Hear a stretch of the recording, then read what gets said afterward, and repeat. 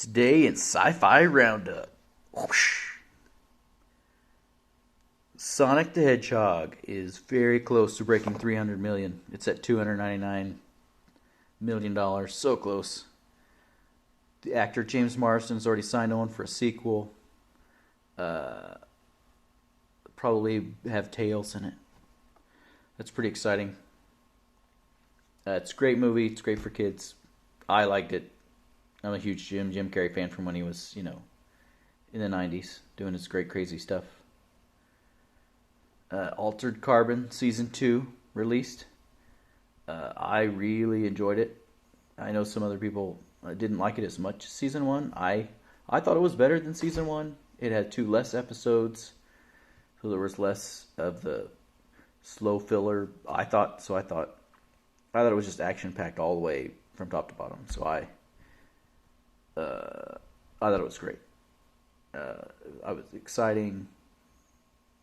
I really liked it. I mean, I put it up there. To me, I put it up there with WestWorld Season 1, with the most recent season of The Expanse.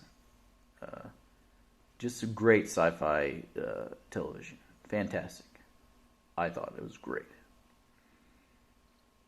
The Wheel of Time TV show, they're still filming it, still working on it. I'm excited about that because I love the books. To me, it always reminded me of like Dune, a fantasy version of Dune, because you have the women who have these magical powers, and they have this whole structure to them and this whole hierarchy, and it was just very layered and deep, and like you could just, if you wanted to go deep into the weeds into basically anything you wanted with Wheel of Time, you could do that, like the characters or their history or one country and its history, or the people, or the legends, or the prophecies. I mean, there's just so much there that they could use for the show that's in the books. I love that. It's my favorite fantasy series of all time, and right up there, a close second, of course, is Lord of the Rings, because it has that same type of layer and depth and involvement, which is fascinating. GeForce Now, I'm still using it. I love it. I love the service. Ubisoft has announced that they're backing it 100%, all their games. Epic Game Store is backing it 100%. A couple of other big publishers have decided not to, and I think that's not smart of them. But they can do what they want to do. But I love it because I can't afford the super fancy computer, but I can afford to rent someone else's stream their computer. So I still own the games. I pay for the games. It uses your Steam account. I love it. That's fantastic. WestWorld Season 3 has started. I have not got to see it yet. I'm excited because I really loved Season 1. Season 2 wasn't as good. I still liked it. But I'm excited for Season 3.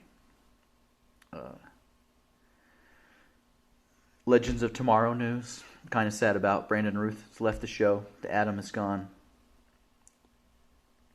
So it makes me kind of disappointed about the show, because when the show started, you had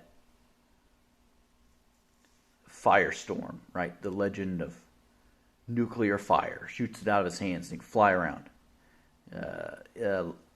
Second season, and even some of third, you had Kid Flash, right? Super speed. You had Hawkman and Hawkwoman, and they fly. You have Captain Cold and Heat Wave, Deadly Assassin. So you had all these really cool legends that had these cool powers, superheroes. But now on the show, it's kind of you do have Constantine, the demonologist, but you have Gary, the legend of coffee retrieval. You've got Ava, right, the legend of bureaucratic paperwork. You've got Nate, the archaeologist, right? I think Daniel Jackson was a way better archaeologist. Mona, the legend of... I have no idea. It's just not the same dynamic. Not quite as cool superheroes. But I really loved Season 1 of the show. Season 2 was really good, fantastic. Season 3 to me dropped it back down to where level Season 1 was. This season, it's kind of it's way more wacky than it used to be, and less serious, which I kind of liked it, the mix of the two. Also, there's an article out by the season 1 showrunner of Picard, Michael Chabon. I don't think he's going to be the showrunner for season 2, but he came out with an article saying that Star Trek in our day and age can't be as happy-go-lucky as it was, and it would be impossible to do that because of the dark times we live in. And I think I'm paraphrasing it a little bit there at the end, but he's just basically saying it's not possible. And I can see his point, I mean, there aren't any shows, The Orville, that's on TV, The Orville, that could do science fiction, The Orville, in a happy way, The Orville, and still talk about societal evolution and issues, The Orville. I mean, I can't think of any, The Orville. So I can see his point. But anyway, that's the roundup for this week. Oh, I almost missed. Doctor Who had its finale, where they've attempted to change the history of 57 years of the canon of Doctor Who, and hopefully they go a little bit further and explain more, because if it's true that the Doctor literally can't die or make it almost nearly impossible to stop the regenerations from happening, it makes there's no real threat to the Doctor's death, and the fact that the Doctor allowed almost the entire human race to be extinct because the Doctor wouldn't save wouldn't allow one poet to die, let the Cybermen resurrect. Those are just not choices normally the Doctor would make. So I don't know, I'm not a big fan of that.